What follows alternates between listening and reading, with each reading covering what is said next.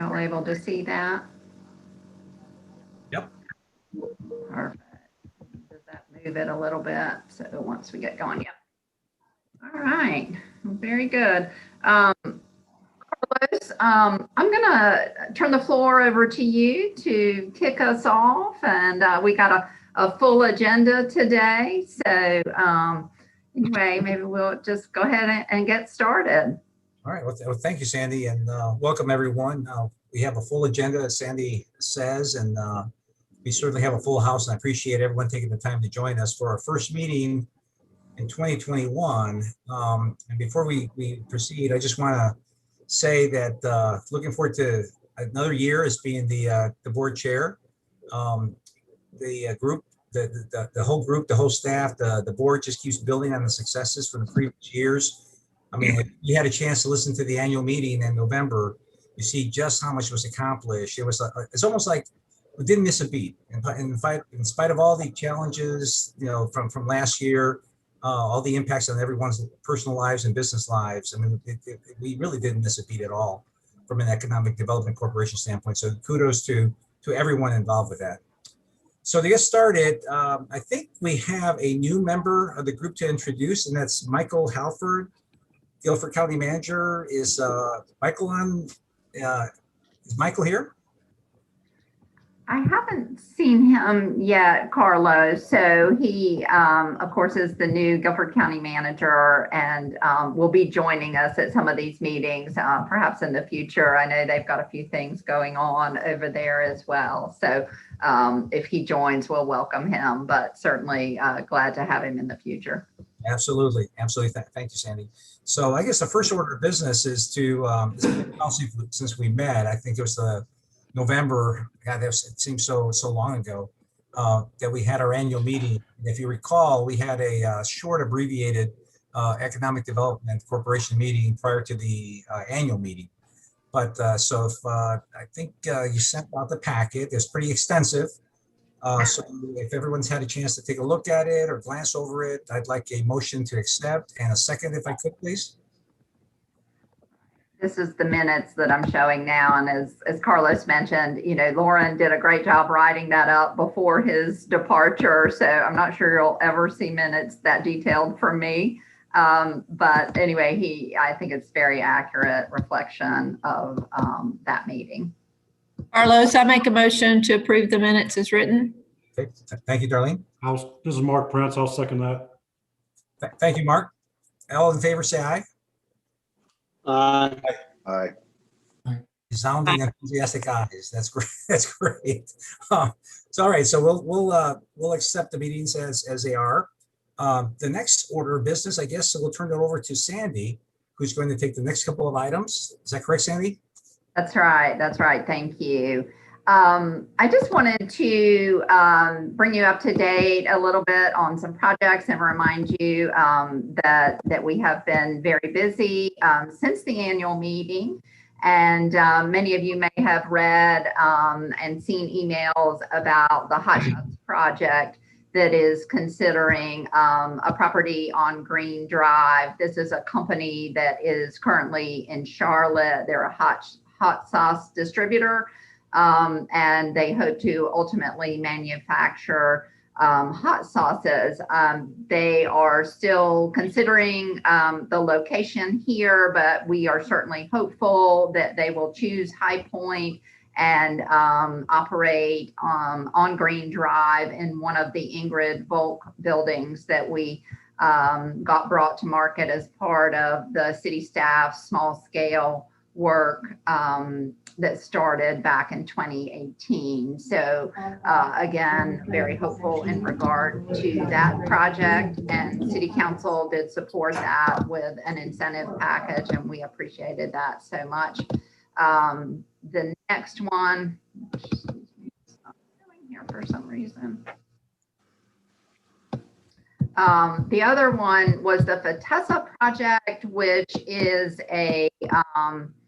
it's a Brazilian company, has acquired a Fiber Dynamics in South High Point, They are proposing to invest $18 million and add about 22 new employees. And the City Council has authorized incentives for that project, and we are hopeful that they will choose High Point as well. So those were two projects that we worked on in late December and then in early January. So great projects there for us.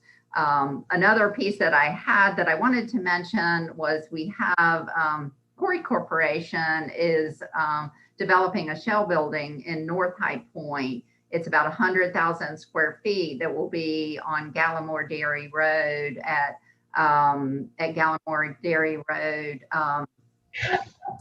just on the east side of 68. So pleased to have another building to share, with our future prospects. So that's great news. We always say no product, no project. And so always glad to have product.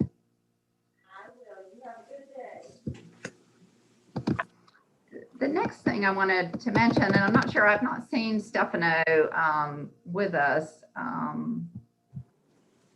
believe. So we wanted just to mention and kind of highlight that we, through our Guilford County Economic Development Alliance, one of the strategies that DCI, Development Counselors International, had suggested to us was to reach out on a yearly or more frequent basis with our consultants with some type of marketing gift.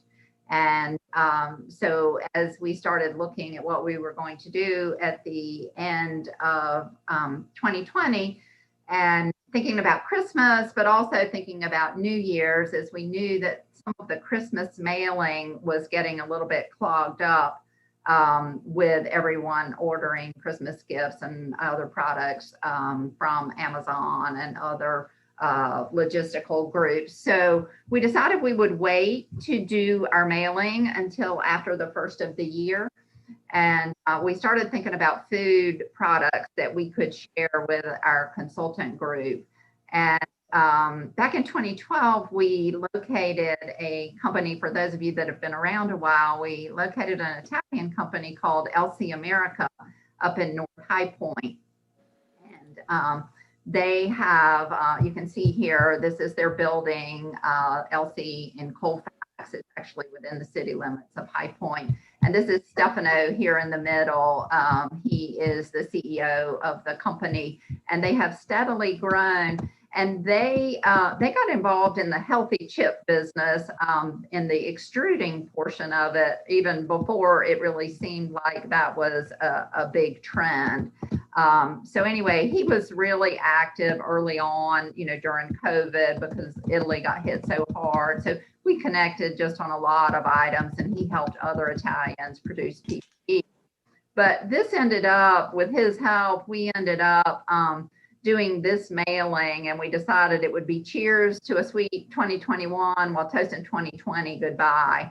And my colleague Brent Christensen loves cheer wine. And so we decided that our mailer this year was going to be cheer wine, and then a product that's also made by a Guilford County company called Wicked Crisps. The company is Carolina Fine Snacks, and LC America supplies the input product to them. So anyway, we just thought that was kind of a fun and different way to reach out to people. And that's our team there, all of the members from High Point and Greensboro. And you can see here then the products. So Wicked Crisps, again, these are healthy snacks, but they have that crunch and a lot of flavor to them. And Carolina Fine Snacks makes those. And they actually have a number of employees that have some type of a disability that work for them. So it's a great story. And the LC folks work very closely with them. And they were fabulous in helping us get product and work with our partners that package it. We used another Guilford County company to help us package all of these products. So the crisp, the cheer wine, and the letter. So that was part of our effort there. All right. So with that, I am to the next section. So I'll turn it back over to you, Carlos, for introductions. All right. Thank you. Thanks for that, Sandy. Yeah, I'd like to turn the agenda over to Dr. Clark and Dr. Dudley of GTCC, who are going to share with us information about the many new programs and opportunities for education and training through GTCC. And we're doing this as an opportunity for you all to not only learn about it, but give you the opportunity also to share it with others, as well as potentially use it in your business. So I'll turn it over to Dr. Clark and Dr. Dudley. Are they on, Sandy? Yes, I'm on. I was just unmuting. Yeah. Thank you so much, Mr. Olvera and Sandy, and good afternoon, everyone. Dr. Clark and I sincerely appreciate time on the agenda to share what GTCC is currently doing and our bold vision for the future in workforce training, education, and student success. But quite honestly, it's really hard to get everything in 15 minutes, but Sandy has given explicit instructions not to go over 15 minutes. So I definitely want to honor that request.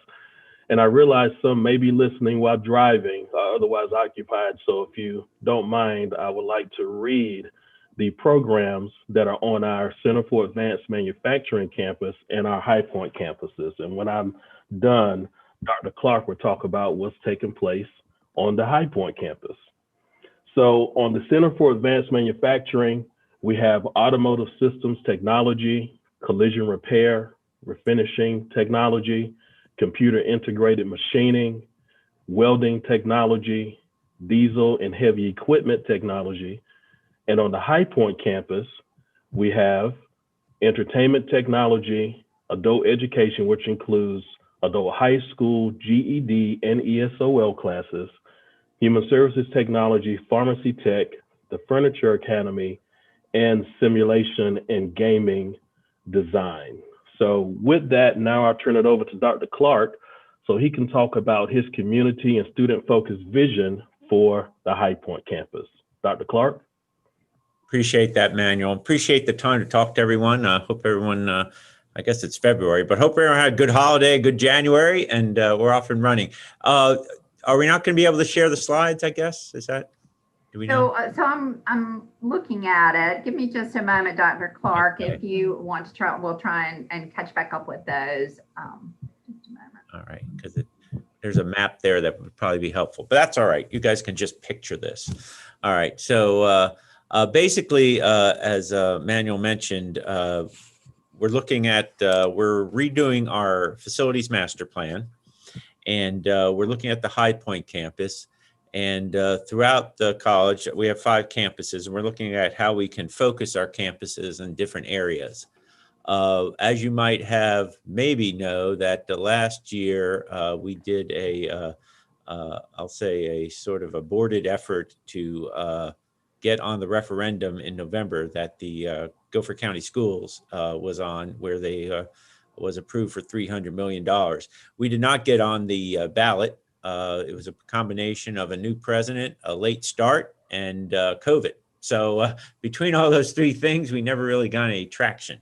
So, but there is discussion about another referendum either in 2021 or 2022.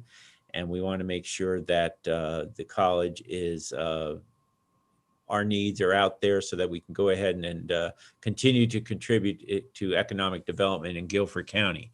So as we look at the High Point campus and we think about in this organization, the Economic Development Commission, as well as the Chamber, what we'd like to do and what we're thinking about doing with High Point is to focus it on, is basically put a new building there, all right, that would be focused on business and entrepreneurship, as well as what we're terming innovative arts. So that would be the entertainment technology program that is already there, as well as moving our graphic arts programs to the High Point campus. So the idea is to tie into the idea in High Point of diversifying beyond furniture into other areas, helping entrepreneurs, new businesses start, I've heard about an art district and things like that tying into that. I think we would also put room there for health careers. So medical assisting, nurse aid, those types of programs, as well as probably I would say, a flexible space for some career training as well. So that is the thought as far as the High Point campus. It's still sort of being fleshed out with the Board of Trustees here, so I don't want to go into much more detail than that. But the idea is that the focus then would be on entrepreneurship and the arts, and with a new building, the High Point campus, which would also house the early middle college, the High Point Early Middle College that we have. So, oh yeah, if you could go down maybe to the third slide, that might have the picture on it. But I don't know whose screen that is. Okay, so Ryan's trying to share for us. okay, that's fine. The other part of the High Point campus is there's two buildings on the end of the campus that where we house our Furniture Academy, and we would look at renovating those buildings, possibly connecting those buildings with, they're very close together. We could do a connector structure that would house offices, storage facilities, and so that we could get more space in the existing buildings for instruction, because right now we use those existing buildings and we have a storage in those. So if we could just expand those buildings a little bit, it would give us the opportunity to expand the Furniture Academy, partnering with Marshall Yandel and some industry leaders here in High Point. We are having a Furniture Academy meeting next week to reinvigorate that and talk about what skills, make sure we're meeting the skills needs of the employers, so that we can make sure that the programming is meeting those needs. We're also looking at the timing of the programs, when we run the programs, how long they are, and those sorts of things, so we can make it as what do I say, as impactful a academy as we can. So the idea with the High Point campus would be the new building to house, as I mentioned, entrepreneurship and the arts, as well as some healthcare careers, and then also revamping the Furniture Academy buildings to also reinvigorate the Furniture Academy. So more to come on that, but to give you a little sneak preview of where we're headed with our facilities master plan on the High Point campus. And we can answer questions now or later. It's up to you, Sandy, however you want to do that. I think, and Ryan's got the slideshow up. I had a little technical difficulty from my end, so he's going to try and just tab through these, Dr. Clark. And if you want to have him stop anywhere, please stay. Yeah, the third slide. I think the third slide has a map. Yeah. So you see, Ryan, the GTCC, so that would be 1 for them, and then 2, if you can move down, if you're able to. Yes, and I've resent it, and after I give my remarks about the truck driver training program, I can do a share screen if we continue to have difficulties. I'm prepared for that. Okay. Okay, so we'll talk about the truck driver training program, and if he's able to show the map, then I'll let Dr. Clark talk about that. Okay, so if you've watched the news, I've been active on social media platforms. You've heard some great stories about what we're doing with our new truck driver training program, and there's the map. Dr. Clark? Yay. Okay, so you sort of ignore the numbers. The only thing I want you to look at is the map, because this whole slide is going to be revamped once the board sort of does what boards do. But you can sort of see the map of the High Point campus. The red area is where the new building would go. The green is parking, and then the yellow is buildings that would be removed. And then you see the fuchsia on the end. That's the 2 buildings that are part of the Furniture Academy that we would go ahead and connect with a storage and office connection. And then once those areas then would be able to be dedicated wholly to instruction, and we'd be able to increase our capacity. So very quickly, that's sort of the idea there. It's going to be more, yeah, we're going to be revising some of these numbers and things, but I wanted to at least show you guys the map there. All right, thank you. Thank you, Dr. Clark, and thank you, IT. Thank you, Sandy, Yes, thank for you. getting that up. So as I was saying, if you watch social media platforms or the news, you've hopefully seen our truck driver training program. We've had a media blitz of late, and we're very proud of that with the work of Jan Knox, who's over our marketing department at GTCC. So we are bringing a program, have bought a program that is in demand, diverse, cost effective, and convenient. And we just started our third class, which is our first weekend 16-week class offering, which is offered on Friday through Sunday from 6 o'clock until 10 on Fridays, and on Sunday from 7 a.m. until 6 o'clock p.m. So we're very happy about that because we realize that many students cannot commit 8 to 5 Monday through Friday to take the truck driver training course, which is an 8-week course offering. It's cost effective and convenient, and cost effective in that other industries or companies, community-based organizations are offering a truck driver training course. Some of you may know about the one offered at Goodwill Industries. Although that truck driver training course is 8 weeks long, it does give them some experience, but the industry is really requesting and almost demanding that a student have at least 280 hours of lecture and road time. Our program gives students 320 hours of lecture and road time. And so we feel like it's definitely competitive in that regard, gives a student more experience, and our course is more than 50%, less than 50% of the cost of other programs in the area. As you can see, it only costs $1,047, which includes fees and the book, which is very cost effective. And with some of the scholarship offerings that we have at GTCC, this makes this course very affordable. So it's definitely in demand. I don't have to convince you all of that. You know, the companies that are in town or coming, they are requesting drivers that are prepared, that are ready, that are trained. So we are providing a workforce that is ready and willing. And we know and have read in the research that most individuals can start at least $43,000 a year or more.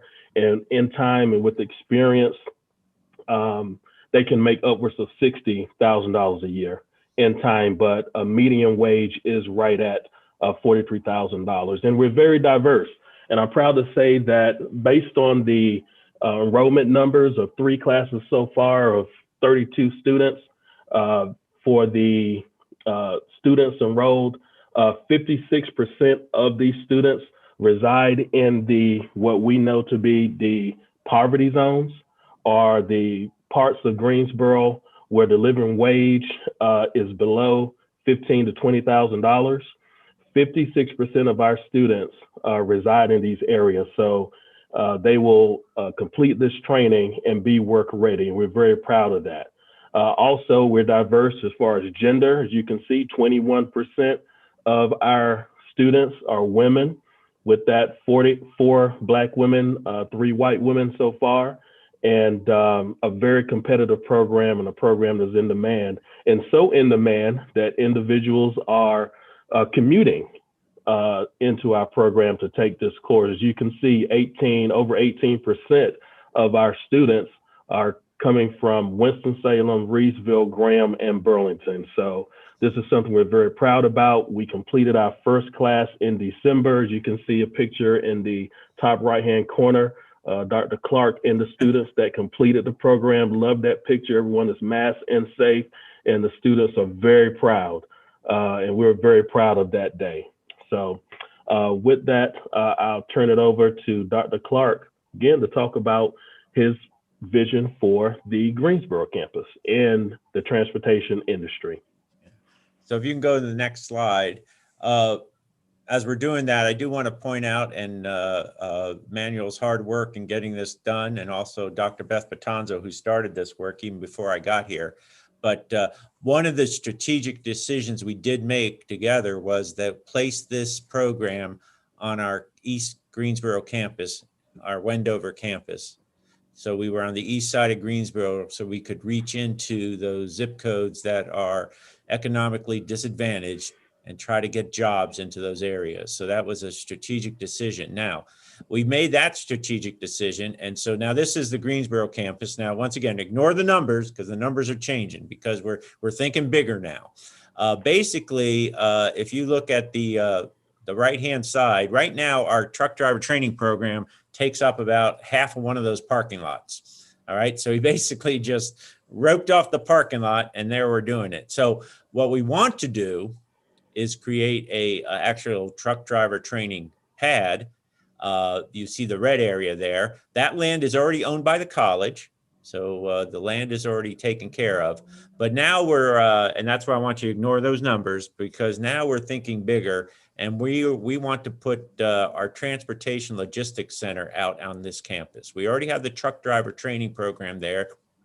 I think if we commit to putting a transportation logistics training center there, we can do the warehouse training and things like that. So that would be moving from our Cameron campus out to this campus. But I think the synergies there, plus once again, it allows us to be closer to zip codes that are economically disadvantaged and hopefully reach into those zip codes and get those employment opportunities into those zip codes for those individuals. So it's a bigger plan now than it was in the past. It's strategically located. And once again, the idea is to put the transportation logistics center out here with the truck driver training program. We could put warehousing, forklift training, and those types of jobs out at the Greensboro campus. But once again, so you got to ignore those numbers. Those numbers will change. But that's sort of the idea is that the Greensboro campus would then be focused on transportation and logistics.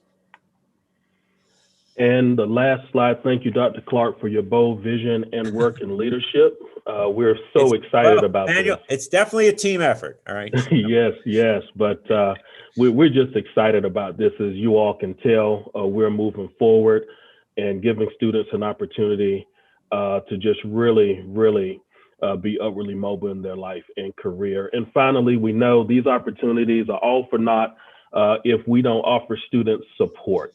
And on this last slide, you see some of the things that we offer students because going to class is one thing, but remaining in class is another. One thing I'm particularly proud of is we started with 11 in our first class and we ended with 11. Okay. And I've told students and tell them constantly, you're here to complete, and our job is not done until you complete and you become gainfully employed. So we just don't let you go after graduation. We want you to be gainfully employed and cycle around for other credentials and badges and certificates, and of course, ultimately a degree. But our Titan Leap program is something that we offer students, as you can see, who are experiencing non-academic issues. We have a food bank and a college food pantry on the Jamestown campus, Greensboro campus, and High Point campus. We offer transportation assistance, emergency student loans, scholarships, of course, for students. It's something that's extremely beneficial. And we have relationships with community-based organizations in the community, like Family Service of the Piedmont, like the Salvation Army, like the United Way, who assist our students, the Family Success Center through the Greensboro United Way, who offer support services for our students who are experiencing life issues, who have difficulties as they're matriculating through these courses. So we know that this is critical and also a part of our duty. And I've made this slide so that you can delete the other slides and you have the contact information for Sybil Newman, who's the coordinator of our Titan Link program and the campus facilitators as well. So you can snip clip this information, keep this on your desktop.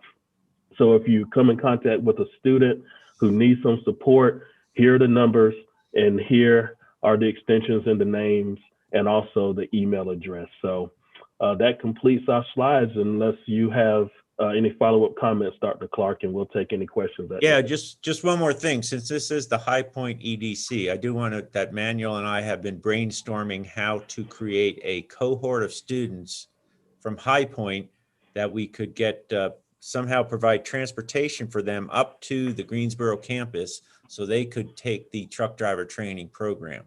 Obviously, it would be a commitment, but we're looking at organizations that might be able to partner us to help fund transportation, so a bus or something like that, with to get them up to the High Point campus every day, or get them up to the Greensboro campus every day, so they could go ahead and complete that program too. Because once again, it's in demand and it's a good paying job. So I will leave it at that.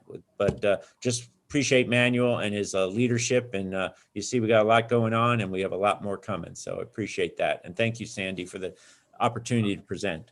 Absolutely. Y'all nailed it. I think this is, really what we were hoping to learn more about today. You guys are such a great partner to us in economic development.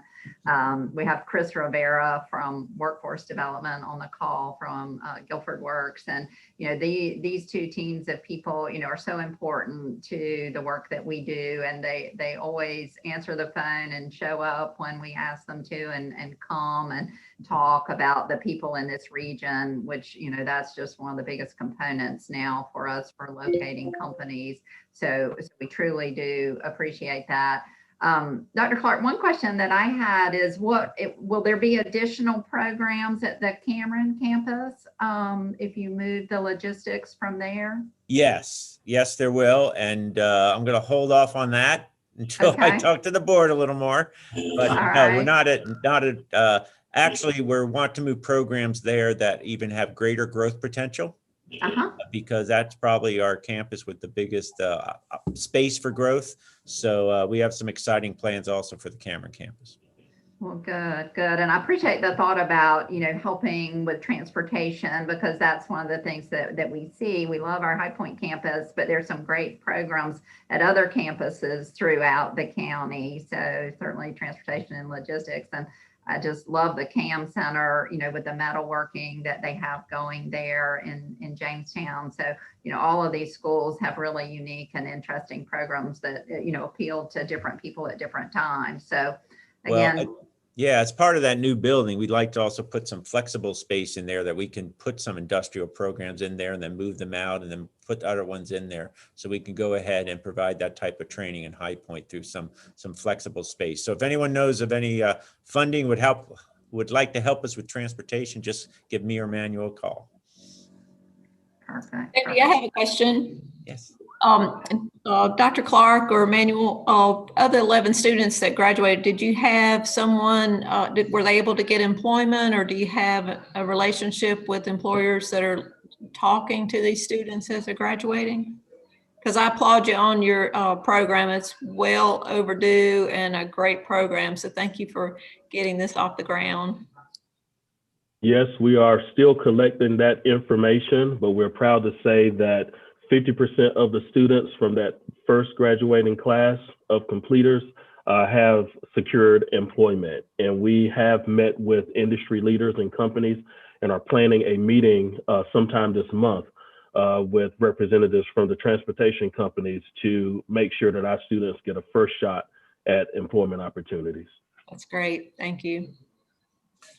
One thing I will add is that to me, this is another example how GTCC continues to be in tune with the needs of our business community and our public interests. I know I have several friends and business associates that are in the trucking industry, and the biggest issue they have is finding qualified drivers. I mean, that's the number one thing that everyone will tell you.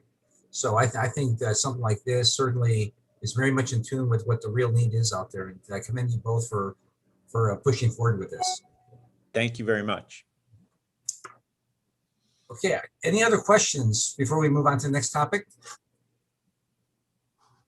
Okay, the next topic is another exciting bit of information that we want to share today is retail and downtown investments being driven by Peters Development. And we're very appreciative of everything that's going on and what's happening in High Point as a result of these investments. So with that, I'd like to turn things over to Dr. Lenny Peters, who's going to enlighten us on some of the latest what's going on.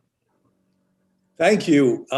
As a gastroenterologist, I thought I was going to come and talk about screening colonoscopy.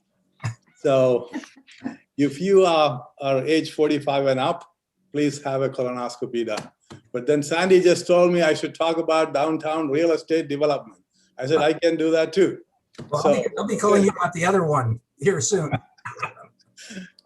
So here we are talking about downtown real estate development. We are in this project because we are purpose driven. The purpose is to leave downtown High Point a much better place than we found it.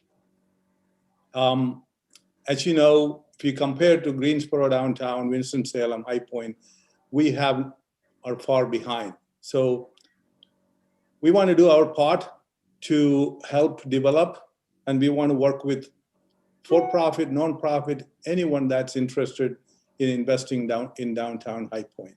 So we have a lot of different projects going on. We continue to evaluate new projects. I will show you some of them we have already done, some of them on its way. Eventually, we have plans to invest about $100 million in downtown by the time we're done. So we have some very big projects coming on I can talk today about.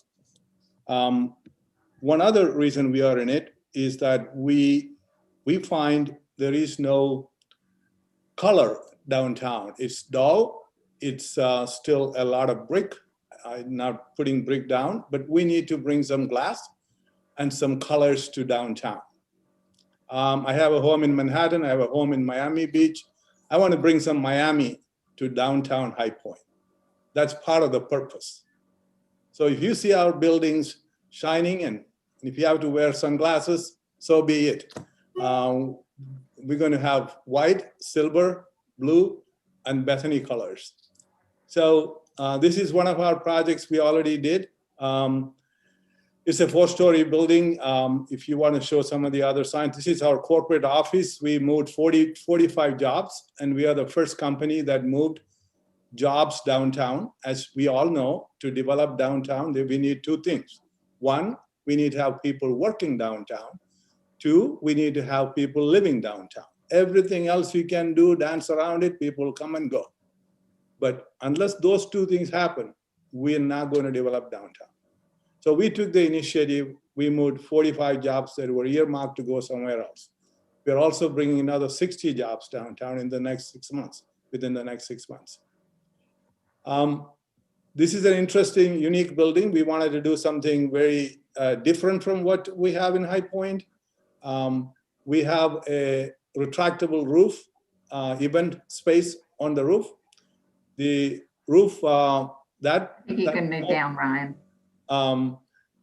This right here, and with a push of a button, that roof comes off. And this whole roof was flown in from Spain, because we don't make it here in the US due to a lot of different issues. So in the middle of COVID, we had it shipped and put it in, and it's a unique spot. Unfortunately, we could not have a grand opening and have because of COVID. So we're still working on it. I am very looking forward to hosting one of our EDC meeting on this rooftop in the near future. I would love that. And this can be an event space for we will just make it available to community events. We can have up to 50 people, and it has its own elevator, its own, we have set up a catering service. It has full facility for audio visual facilities as well, and bar and indoor outdoor space. Okay, next one, please. This is inside the building. We put Bethany blue colors. We have a contraption at the roof that accentuates sunlight and brings it through all the way to the 4 floors. So that the bottom floor will be just as lit as the top floor, and goes through the glass. Next one. This is a second building we're just getting ready to break ground. It's at the corner of Westwood and Main. It is a 3-story building, retail and office space. We have the top floor already taken. We are working on, we are very picky on who we choose as tenants, but it's available for first floor retail as well as another floor of office space. Again, it's a very unique and modern building. There's a terrace. There's a person standing on the terrace to the left. So people can walk outside and we have a small get together. Do you have the next one? This is right opposite that at the corner where, as you can see, that is a doghouse building. So we have assembled that whole block, and it took so much time and effort. This is why downtown development has to be purpose driven. You just simply cannot be motivated by making money. I just finished our $50 million development in Raleigh, right opposite Red Hat. It's easy to lease, it's easy to do, and it's not easy because before even build, it's pre-leased because of the big businesses there. But this is a project we're going to be very proud about. It's 35 apartments, so we wanted to bring downtown high-end residential living, the first 35 apartments we will build. And that's another promise we made and promise we will keep. We're going to keep the doghouse building because of its architectural nature. We're going to dress it up, and we'll also keep doghouse as a tenant because of its historic nature, 75 years or so. These apartments have its own, and the first floor is retail. And we believe, and parking is at the back. Again, we are on the architectural design phase. We'll be applying for permits soon. Next one. This is at Gatewood and Main. In that small lot we just acquired, we're going to put an upscale restaurant with a rooftop.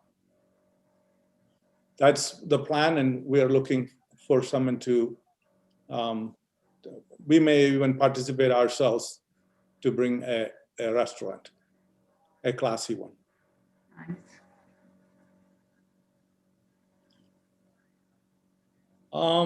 This is 711-715. It's right next to, it's on Main Street, again, where that allergy clinic is, right next to it. We just putting together a plan. We also are a partner in that allergy building as well. So we're not sure we'll combine something with that building, or we're just going to have a 2-story white and glass and steel building, silver building. Retail, both floors, or retail and this is, we saw that Fairfield and South Main, that area was somewhat depressed. And one of the problems with our shopping centers outside New York and New Jersey owners, they really don't care about how the shopping center looks. So long as it makes money, they clock the register. We wanted to take that out. It was completely overgrown trees. And we went to the DOT, got all the trees down, planting new trees, and taking that whole, this is a Walmart, Walgreens center before, turning that into Bethany, and behind the park, behind there is that Food Line shopping center, and we also have bought that, and we're going to remodel that and make it look good and look nice and maintain it for High Point to do better. Our motto is taking High Point higher, and we trademarked it. Next. Thank you. This is a shopping center we just acquired. It's the one Office Depot right opposite Harris Teeter on East Chester. That is fully occupied. There's no space, but we would make it a better looking place than out of town owners. The next one. Yeah, this is the shopping center I just talked about. Food Lion, but we're going to change the colors and, do the parking lot and make it better. Invest several $100,000 into it.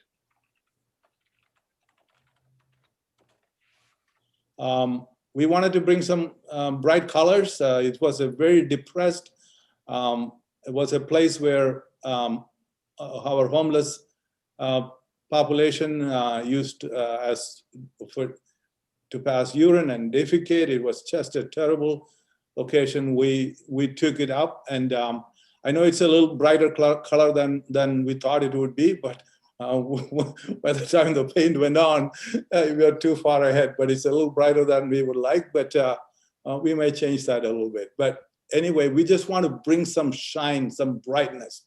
It is so dull. We will not build exposed pipes. We will not build shaky wooden floors. We're going to do something good.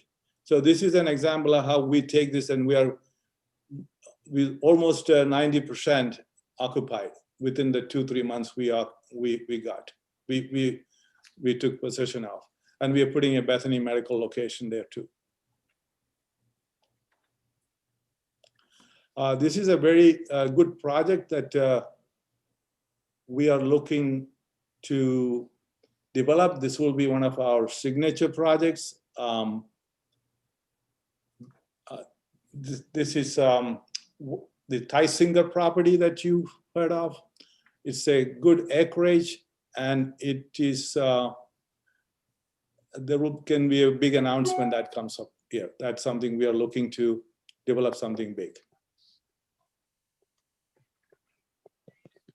The project that we put on hold, we were almost ready to get the permit, but because of the COVID, that put us behind, because at that point, we didn't think people will move into crowded living. It's an apartment complex on Lindsay Street. That's still in the works.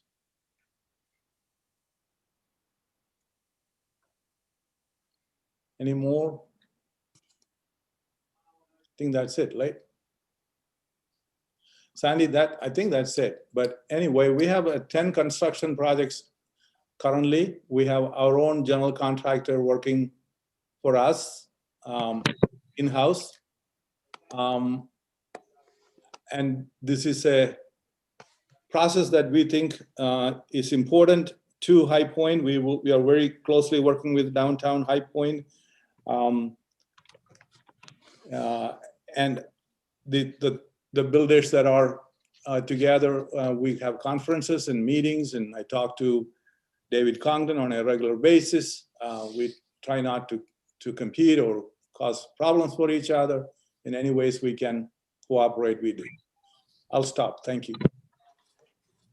Dr. Peters, that's incredible. Thank you so much for sharing that. I, for one, am impressed. I'm happy to see that in addition to the new construction is the facelift that a lot of these shopping centers and these other buildings that have been neglected for a long period of time. It's just incredible to see the transformation that's already started. So I appreciate you sharing that. So are there any questions for Dr. Peters before we move on? This is Councilman Moore. I've got one question, Dr. Peters.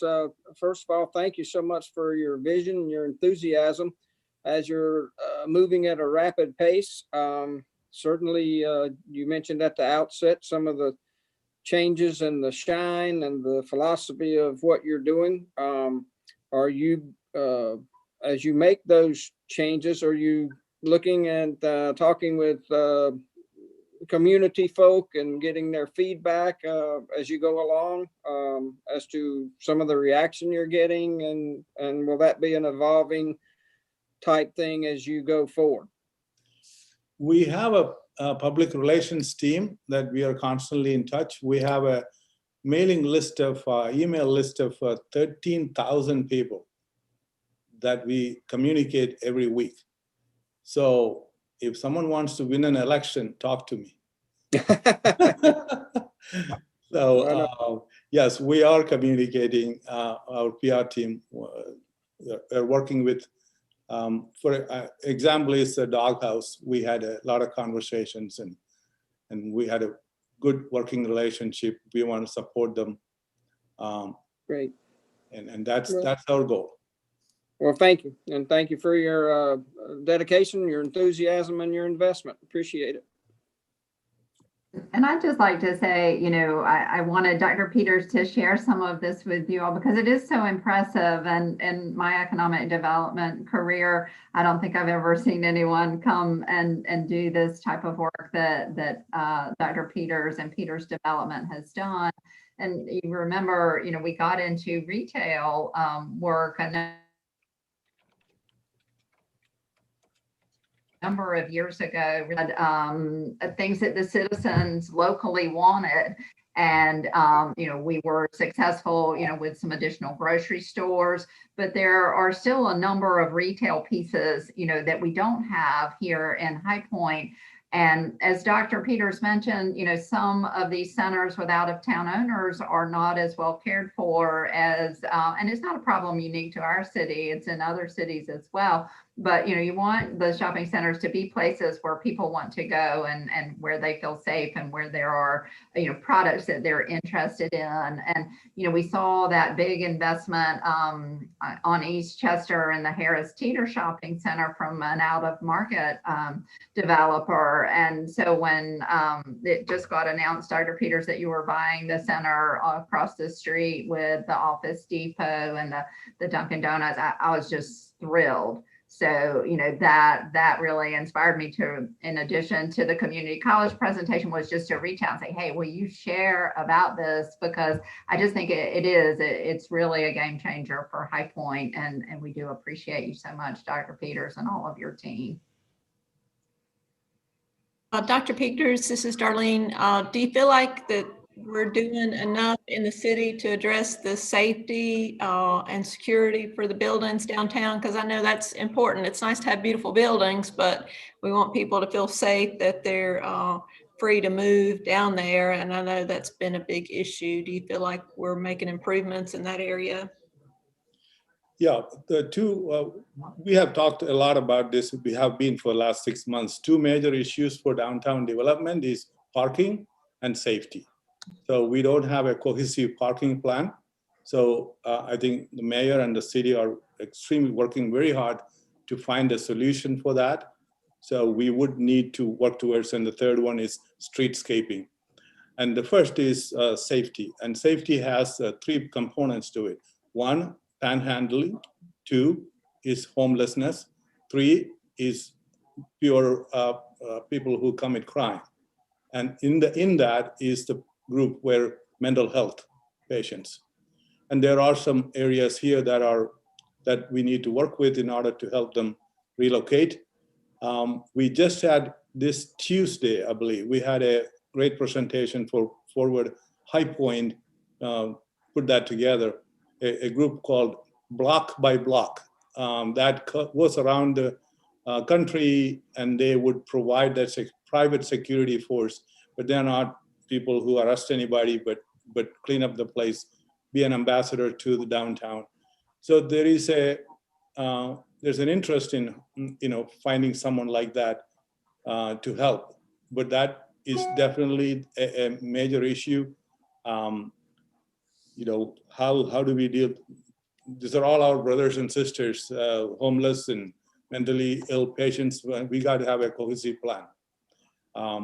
I think that's a challenge that the city has, some sort of private-public partnership.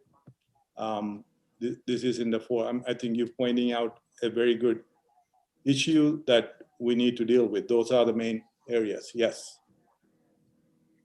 I think Mayor may want to comment on it. I think he knows more.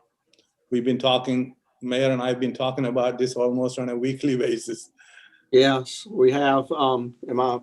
Okay, I'll make sure I'm not muted, talking to no one. We hear you. A lot of our safety issue, I mean, I'm not going to sugarcoat it by saying that we don't have safety issues, but a lot of it really is a perception of lack of safety.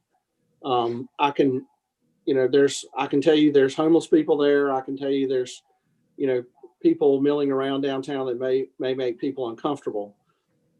As to actual crimes in our downtown, we had the police department look into that and pull up the statistics, and particularly in the stadium area. And what we've seen in the last 4 years actually is a dramatic improvement in safety in the downtown. And the main reason for that is because there's more people in the downtown now than there have been in past years. We went from within 1 block of the stadium, I think 4 years ago, there were 24 what we would consider violent crimes in that area. We've gone from 24 down to 6 last year. And the numbers went 24, 17, 9, and 6. So they're trending down. And we feel actually pretty good about that. It's interesting when you have a city that has an empty downtown, when a person drives or enters into an area where there's no people, they assume this area must be unsafe because there's no people here. When in reality, if there's no people there, it's most likely pretty safe because there's nobody there to commit crimes. So we have a perception issue, and we do have an actual issue as well with the number of homeless people who are accumulating downtown. Most of those folks are not violent people, but they do make people who come downtown feel unsafe, and they certainly contribute to the perception of a lack of safety. So as Dr. Peters said, these are our fellow human beings. We have to figure out a way to try to help them. But that's a problem that a lot of cities have to deal with when you almost become a victim of your success. When you have a successful downtown, it tends to attract people who are going to beg for money. So other cities we can look at what different cities have done. I know in Greenville, South Carolina, they have a very elaborate system of trying to, I think they gave businesses actually cards to hand out so that when someone approaches you for money, you can at least hand them something, give them a card that says, this is where you can go to get help. If you have a substance abuse problem, this is where our homeless shelter is. That way you're not tempted to give them money necessarily, but you can give them something that allows them to go and get the help they need to, not have to live on the street anymore. So at some point, and these are things that we're looking at now, but we're going to have to develop a strategy for how to deal with homelessness in the downtown, how to deal with folks who are making people uncomfortable. So I'll tell you, bottom line, I feel like the downtown is safe. There certainly, is a perception that we're fighting, but the statistics don't really bear that out in terms of actual violent crimes in the downtown. So, but I'm happy to take any questions anybody might have on that.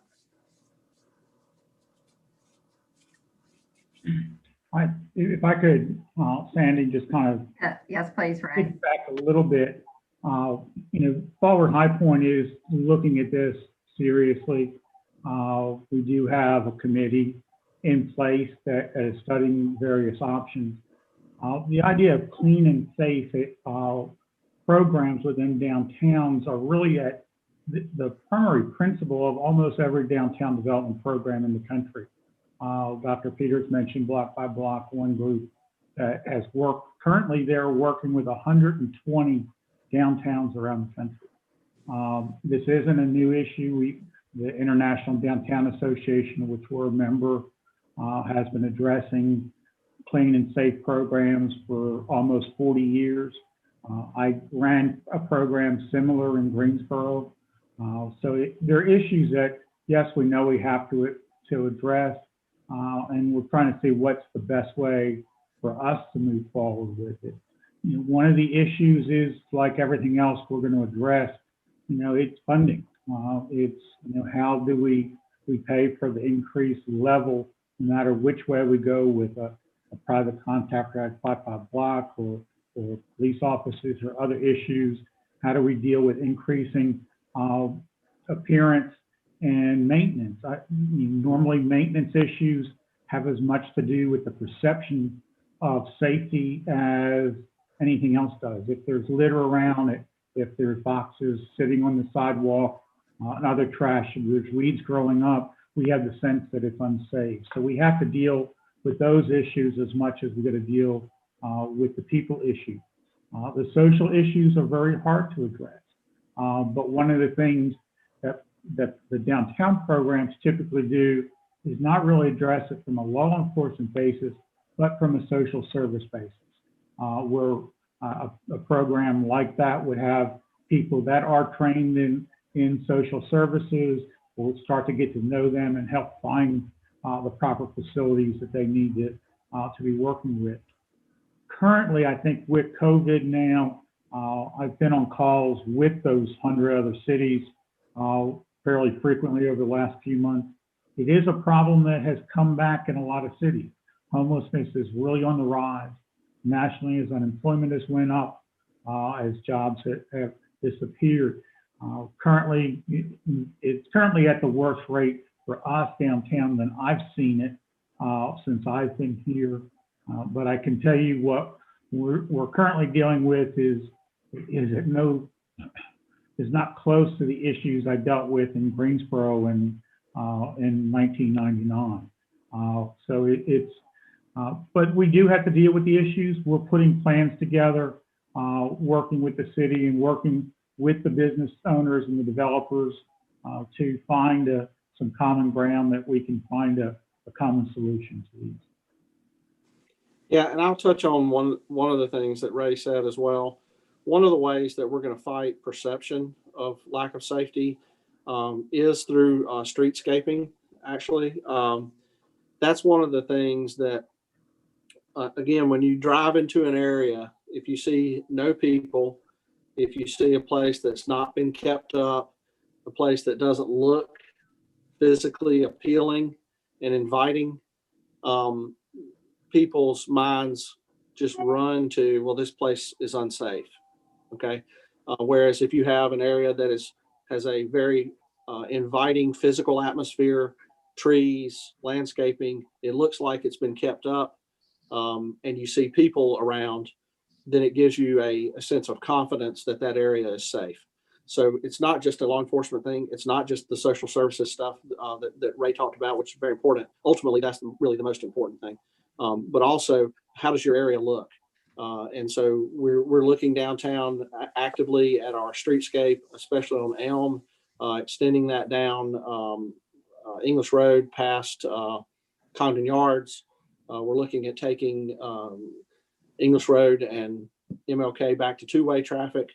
All of these things really are a way of creating and fighting the perception of lack of safety and also providing actual safety. So those are things that are definitely on our mind. We're always trying to think one step ahead of where we are so that we're not always playing catch up. So these are things that we're actively working on. Thank you, Mayor, and thank you, Ray, and thank you all for that conversation. You know, these are conversations that we just need to have and can continue to work on because it is important, I know, to each and every one of us. So I appreciate you all. Notice that the Guilford County Manager, Michael Halford, was able to join. Michael, you're able to unmic, maybe say a few words. I think I'm here. Can you hear me? Yep. Yes, sir. Hey there. Yeah, thank you for letting me join. So happy to be back.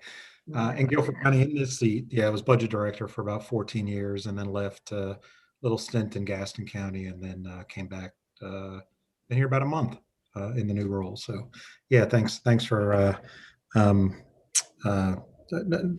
acknowledging me and letting me give a little introduction. Sure. Well, we know you're busy and have a lot to take care of in a COVID world and, budget season coming up. So we appreciate all of your staff and the work that they're doing. I'd also like to introduce one one of my colleagues, Marvin Price, from the Greensboro Chamber of Commerce. He's with us today. If you notice, Marshall is not here with us today. He and his wife had 2 baby girls. They were born early January. And anyway, so Marvin was gracious to join us. He is going to assist us with the closed session, but he is a relative newcomer to the Triad, came from Charlotte, worked with the regional partnership there. So Marvin, I'd love it if you would unmic and just say hi and tell the group a little bit about yourself. We appreciate you joining today. Well, I'm thankful and honored to be here today. Truly thankful to be in the Triad and representing a region in Guilford County where I truly believe that we're on the precipice of doing something amazing in this community. I feel like this is a sleeping giant, if you will. So whatever I can do to be of assistance to you guys, I'm truly right up the road in downtown Greensboro. And I must say, to hear and see everything that you guys are doing in your downtown community, I truly think is amazing. We're glad You're welcome. today. So, Carlos, I would say if anyone else, that's with us today would like to say anything, we would be glad for them to. We have a lot of our great partners and board members, and so I would say we do have closed session. It will be a relatively quick one, but like I said, if anybody would like to share anything from their respective organizations that is pertinent to this group, we'd be glad for you to. Hey, Sandy, it's Beth Ernst from Axo Nobel. Just Welcome have to down. say that we're building a new paint plant. She looks beautiful in the backyard. We've built straight through COVID, really strong safety record, adherence to schedule. So it's coming along really nicely. We've just sealed in the building. And so the ADU units are in place. And, we're navigating uncharted waters, bringing in some engineers from Europe. But, State Department's helping us, and being part of a global multinational is helping us. But we are moving right along. Commissioning has begun. And so in my mind, I've asked that we have an open house in November and bring the EDC board in to show you how paint is made in 2021. Again, we're that leading provider of wood coatings in North America, and High Point is our largest site. We're all located at Prospect, Progress, and on Bethel Drive in the 27260 zip code. So many of you came to our groundbreaking, November of 2019, and we're just making great strides in the construction of this new plant. Well, thank you. And we love that investment in South High Point. So you guys are helping lead the way down there. So we appreciate you so much. And we'll look forward to hopefully coming in November to see paint being made or any other time. So anyone else before? Sandy, yeah, Mike, if I could just throw in for a minute. We'll be updating the board at our work session on Thursday about this, but you may know that the county received a little over $7 million to help with housing issues in High Point and then areas outside of Greensboro. So we have been doing some initial work, and I believe our staff has reached out to the city of High Point to help identify areas of most need. So I know that it's kind of peripheral to a business directly, but some funding coming into our community to help employees and people with housing emergencies right now. One of the things I think that'll be good also is that, a lot of people are finding themselves in situations they would have never imagined a year ago. And so our social services staff will be processing those applications. We'll be able to help people who may not be familiar with the additional benefits that could help them through the next several months as well. So it's kind of a combo, housing and then just general benefit assistance services we'll be providing. That should kick off sometime next week, assuming the Board of Commissioners don't make any changes to that. But so it's nice to have that money come into our community. Absolutely. Thank you for sharing that. All right. Sandy, are we ready to go into closed session? I think so.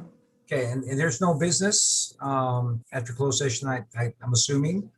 So so why don't we go ahead in the closed session? Is there anybody, Sandy, that needs to drop off?